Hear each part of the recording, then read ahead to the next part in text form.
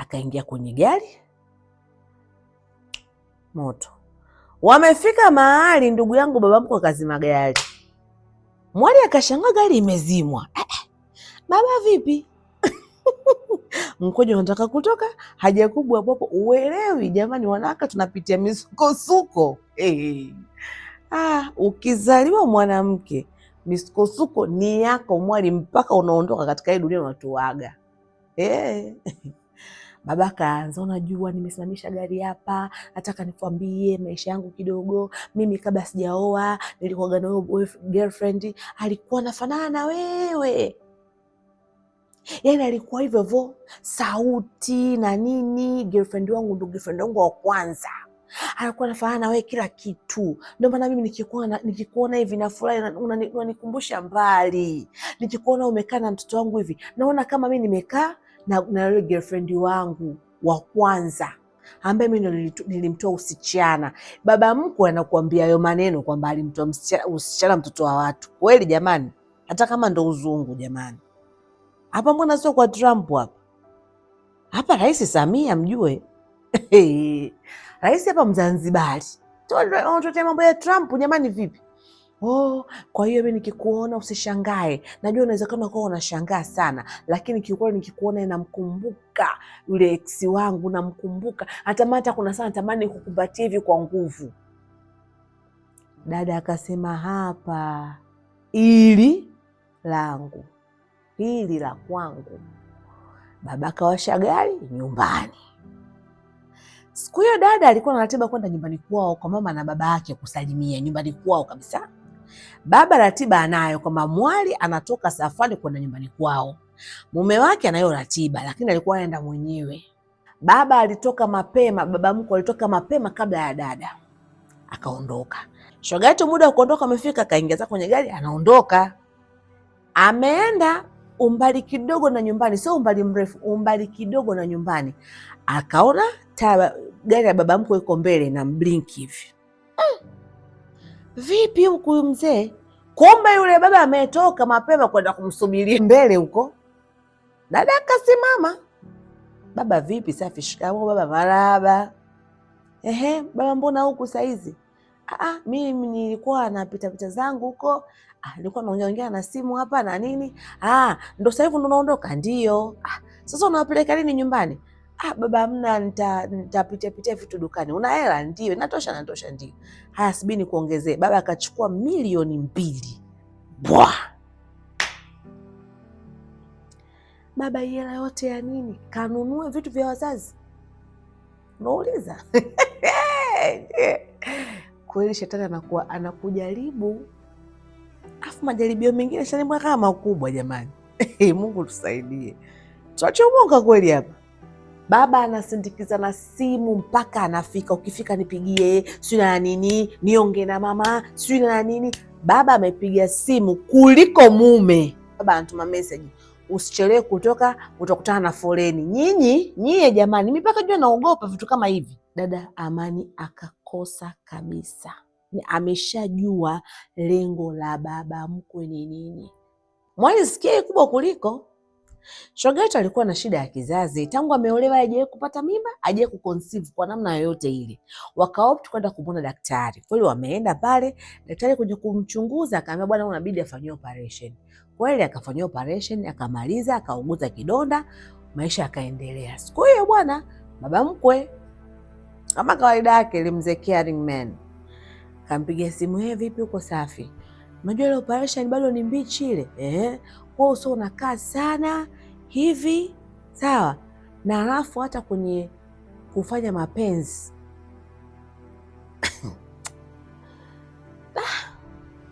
unajua kuna vitu vingine fedhea, usifanye sana. Akamwambia baba, mbona unaongea vitu kama hivyo? Sio vizuri kuongea na mimi vitu vya design hiyo. Nimekwambia kwa sababu leo asubuhi ulivyotoka hapa uso wako umekuwa tu vitu vingine siwezi kuvisema jamani. Uso umekuwa mwekundu, macho yamekuwa mekundu, inaonekana kabisa jana inaonekana jana umesoma sana ile somo la biology. Kwa nini umelisoma hivi? Nini? Kumbe sasa macho yanajulisha jamani. Tafuteni miwani. Mama Mijengo, what? Sasa hivi kutoka kwa chumbani kwako. Sasa hivi kutoka chumbani miwani. Usidanganyike ukatoa. Hey. Especially kama umepita chumba chochote cha biology kufanya experiment yoyote.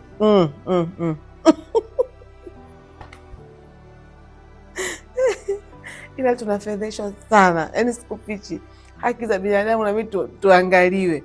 Mtu paka tuna wewe paka ulikuwa unaangalia macho yangu vipi baba kama wewe? Dada akaona hapana, haiwezekani.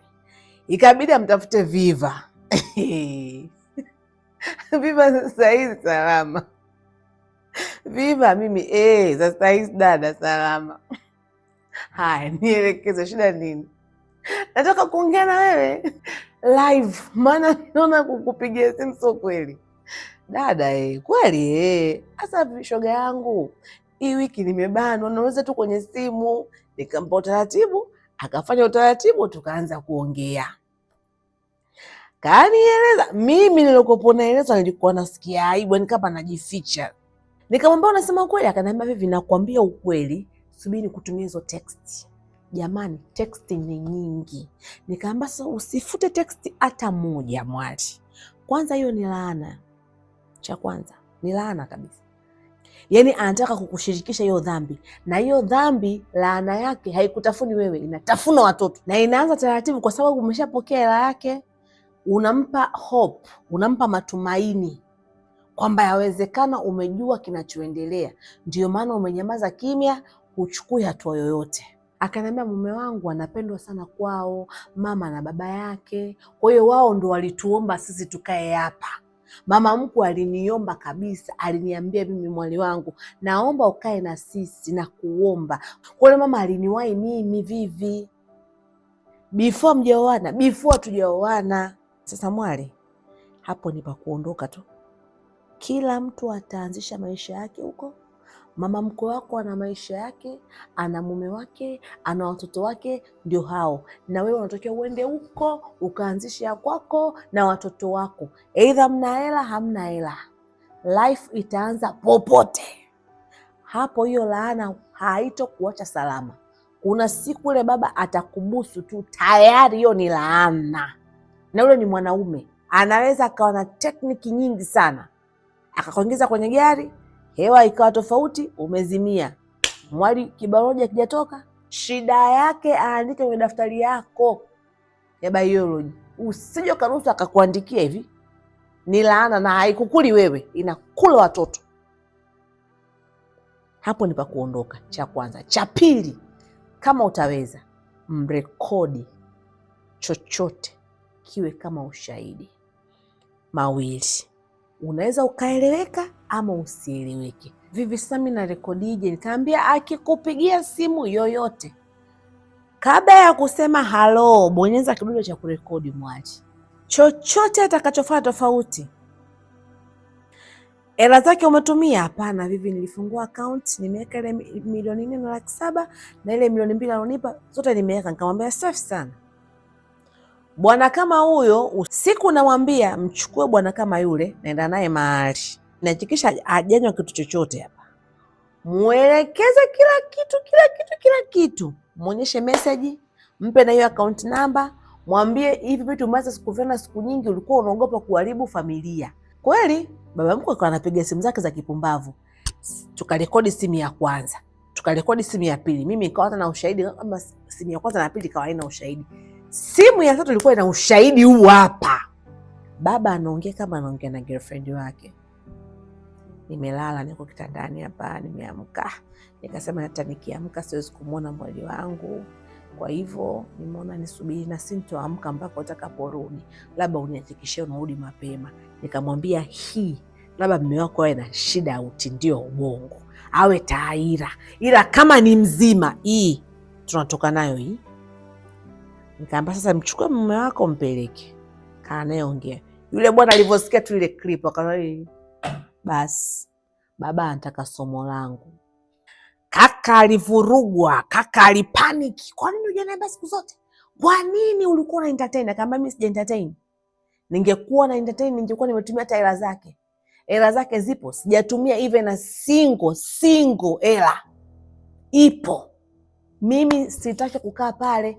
I've been telling you to move pale. Umekazana unataka kukaa pale. Mimi sitaki, na kama unarudi nyumbani kwenu rudi mwenyewe, mimi hapo unaniacha hotelini. Dada akaanza kulia kikike. Kuna kulia na kulia kikike. Dada analia kuwa anataka kukumbatiwa tu kwenye kifua. Hiyo ndio lia ya kike. Lia ya kike uli kwenye ukuta. Lia ya kike ufanye hivi. Lia ya kike unalia huko yani kama vile umebend. Yani kichwa kinakuwa kichwa chest. Baba anataka kuwa nayo daftari yangu ya biology, madaftari yote haya jamani, kwa nini hamuyaoni? Bwana mkubwa akamwambia shoga yetu, baki hapa, I'm coming. Cheza na kitu chochote lakini usicheze na biology ya mtu wa mtu. Hata baba baki hapa. Afu nimempenda sana mwanaume, nimempenda. Yani alikuwa anaongea kama anaongea kikomando. Unajua kuna raha bwana mume anaongea kama kikomando, kama kijeshi fulani hivi. Unajua nyinyi wanaume hamjuage, sisi tunapendaga tu hiyo mikogo hiyo. Asikwambie mtu tena, hasa mikogo uitoe wakati unanitetea mimi. Sitaki mke wangu, kuna ka feeling tunapata. Nimesema sitaki mke wangu ashirikishwe na mambo ya yani pale wakati unaongea hiyo feeling, ukimchana hapa ule dada au we umejaa. Yani una haja ya kufanya vitu vingi, we nitetee tu tena mbele ya watu. Kaka amefika kule, alichofanya mama alikuwa hayupo tena. Mama ameenda huko kwenye visamvu vyake. Baba, mimi nimekuja kukuambia kwamba hapa tunahama. Nimemwami na mke wangu tuwe na maisha yetu. Kwa tunaondoka tunaenda kupanga. Ila nakushukuru pia kuna hela kama milioni 6 hivi na 700,000. Kwa hiyo nilikuwa naomba nikurudishie hela zako, maana sijui ulimpa za nini. Baba, kuna ulimpa za nini? Ndio hivyo alivyokuambia. Kuna hela nimeona kwenye akaunti nyingine ya siri ameiweka. Mimi kumuoji akaniambia ni ya kwako. Kwa hiyo nimeona nikurudishie. Hapana. Niliweka tu kwa sababu nilikuwa sitaki kuchanganya kwenye hela zangu, ila mnaweza mkazitumia. Mnaondoka lini? Kama tunaondoka leo. Yani yeye uko nikomwacha hapa hata urudi. As for me nimekuja kuchukua tu baadhi ya nguo kwa ajili ya kazini na nini, lakini tumeamua kukaa maisha yetu. Nitampigia simu mama nitakwambia. Kwa nini uamuzi wa ghafla? Baba, mimi nimeamua tu. Yule ni mzazi unajua hawezi akalitana naye noma, yani akamshiana naye ile noma. Bado ni baba. Ndugu yetu kachukua baadhi ya vitu vyake nini na nini, kamfuata mke wake. Shoga yetu akamwambia mume wake, naomba unisamee, nimekulazimisha kufanya maamuzi ya ghafla sana, lakini nilikuwa sina namna. Naomba unielewe. Kakaoleka kumbatia mke wake kama kawaida. Biology vikaongea, asubuhi paka kucha, maisha yao yameanzia hotelini. Jamani, itoshe kusema kwamba mkioana tafuteni namna mkae wenyewe. Si wazee wote wanaita tabia chafu, si wote, ni kuna wale wachache. Sasa ili kuzuia hicho kitu, mkimaliza pale kuoana kanisani, msikitini, tayari watu washakula washashiba, kwenu wewe na mume wako mtalala chini, mtalala wapi. Ndio namna ya kutengeneza historia ya maisha. Kila kitu kina historia yake, na hii pia inatufundisha. Imetokea ule dada angepata shida kwenye ndoa yake, manake alikuwa anamkimbilia nani? Mama mko, baba mko. Haya, huyo mko unamkimbilia, unamwona mko mwenyewe anakumendea hivi. Mnaelewa? Jambo limekukuta, unaweza lisolve. Ukienda kule sio kama wao ni watakatifu, na wao wanayakwao, wanasemaga kila siku. Unaenda kumwambia habari yako na yeye ana ya kwake. Call me Viv. Till next time.